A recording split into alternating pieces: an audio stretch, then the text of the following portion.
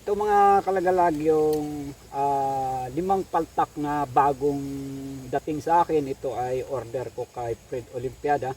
At ipapakilala ko sa inyo na si Fred pala ay isang legit na paltak maker. At kapag ikaw ay nag-order ay siguradong makakarating sa inyo mga kalagalag. At ito nga ay susubukan ko sa aking small box type CI na 35 pulgada kwadrado. Dati ay na-vlog ko na ito.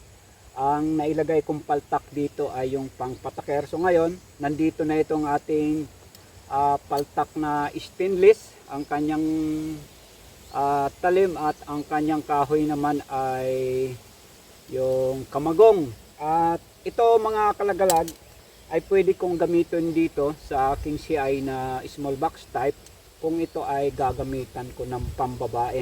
Ito ang aking gagamitin para ito may set up. At kung gagamitan naman natin ng panglalaking labuyong kate, ay ito naman ang ating gagamitin na stainless. Kasi magkaiba ang setup ng pangkating babae. Ang pangkating babae nga ay dapat ito ay nakadikit sa lupa. At ito ang gagamitin natin. At kung sa lalaki naman mga kalagalag, ay nakaangat dapat sa lupa na 5 pulgada ang ating CI. Ito ay pwede nga talaga sa babae at pwede sa panlalaki. Ganda mga ate. Ayan, napadaan si ate yung tinutuluyan ko dyan sa unahan sa may 5 km danger zone mga kalagalag. At isi-set up natin mga kalagalag sa dalawang klase ng paglatag nito. Unahin natin itong ating paltak na kamagong na may stainless na talim na. At yan, isi-set up lang natin dito mga idol sa dito lang sa kinakaupuan ko. At ilalatag nga natin. So yan mga kalagalag. Ito ang ating small box type. Ito ang una nating papaltakan. So ito mga idol. Ayan.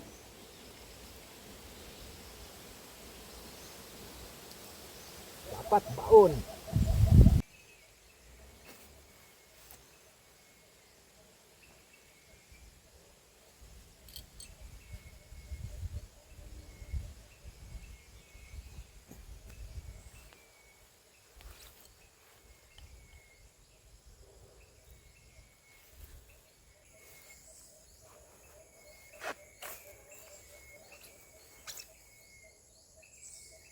So mga kalagalag, kwadrado. Ayan.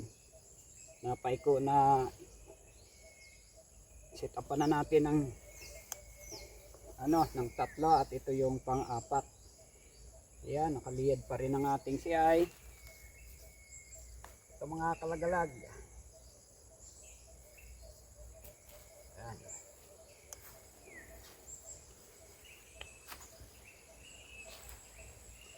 Ayan mga kalagalag, ay standing ng natin ng CI. Sumabit sa mga dahon-dahon, yun. Ito mga idol ang ating setup. Paltak na stainless na may kamagong. So yan, napaka ganda mga kalagalag, no? At sipatin natin yung niya mga idol, standing niya. Yan mga idol, ang tayo ng ating box type CI na ang paltak nga ay may kahoy yung kamagong. So yan mga idol, ayan. Ang gandon. So yan ang ating, kung ang isi-set up natin ditong pangkati ay babae, ayan. Dapat yan ay nakadikit nga sa lupa. So yan. At kung sa lalaki naman mga kalagalag, ay dapat yan ay nakaangat. Ngayon ay papalitan natin itong ating paltak naman na stainless para mas maganda kasi ito, mabilisan tong i-set up. Slanting kasi ang paglalagay nito, hindi yung tusok na diretso tulad nito mga idol. So set up natin at makita natin kung paano rin ang pag ng stainless. Okay mga idol, ito naman yung ilagay natin paltok na stainless para umangat itong ating CI. Kasi ito masyado mababa itong mga kalagalag pag inano natin. Mas ako kasi komportable ako kapag pasalpok. Ito talaga ginagamit ko. Mas mabilis ko to itimpla kaysa dito. At yun nga, lagay natin mga idol. Unahin natin dito. Ayan. Ito mga idol ay ganito lang ang lagay ko niyan. Slanting siya. Ayan. Bibinat niyan kapag tinusok mo yan ng ganun. So ayan. At dito naman sa kabila mga kalagalag.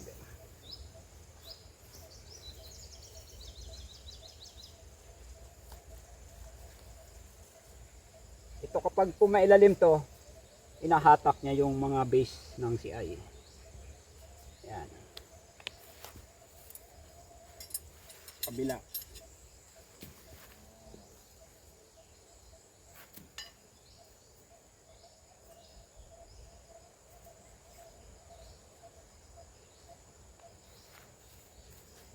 Panghuli mga kalagalag, ito ang ating paltak na ano. Ito kasi komportable talaga ito gamitin eh. Dito ako sanay eh. So yan. At kunting hilot lang para lumiyad ang ating bahayan. So yan mga kalagalag. Ang ating setup ng 35 pulgada kwadrado na box type CI na pwede sa babae, pwede sa lalaking pangkate. At ito nga ang ating bagong order na paltak. Nakma ito dito kapag babae ang gagamitin natin.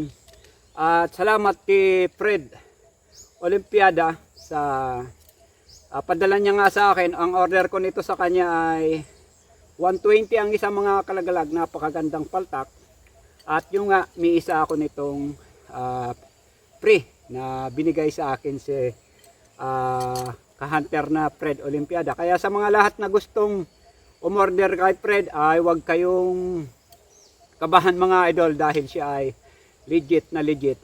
Maraming salamat sa iyo Fred ulit sa paltak na order ko sa iyo. Maraming salamat.